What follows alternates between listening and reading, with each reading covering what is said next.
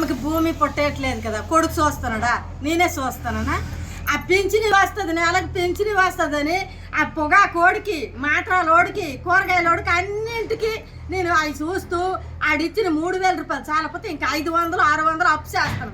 ఇప్పుడు పింఛని దొరకలేదు, రాసిన ఇంటికాడికి తెచ్చిస్తున్నాడా, అది బంద్ చేశారు. ఇప్పుడు పింఛని రాలేదు, మరి ఇంకా నారా లోకేష్, చంద్రబాబు నాయుడు వాళ్ళు వచ్చిస్తారా? లేకపోతే ఇప్పుడు మా ముసలిదాన్ని పట్టుకొని కానీ ముష్టి అడుక్కోవాలరా?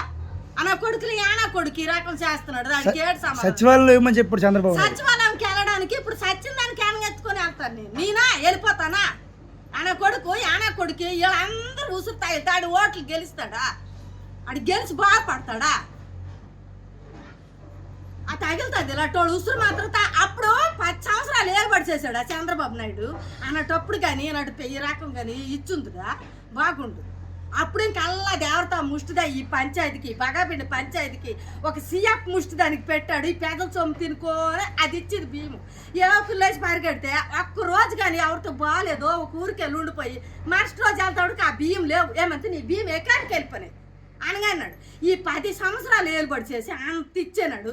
ఇప్పుడు ఏదో ఈ జగన్మోహన్ రెడ్డి వచ్చినాడు, ఇస్తున్నాడు ఇంటింటికి బియ్యము, పింఛని అని ఆశ పెడితే ఇది లేదు, అటు కూలికి వెళ్ళలేదు దానికి వదిలేసి ఆయన కింద సేవ చేస్తానంటే ఇప్పుడు అన్నింటికి కోసపడం, పొగాకు లేదని గొల్లు, మాత్రలు లేవని గొల్లు, ఎక్కడి నుండి నేను తెచ్చిస్తానని వదిలేసి కూలికి వెళ్ళలేకపోతే నేను ఎక్కడికి వెళ్తాను రా?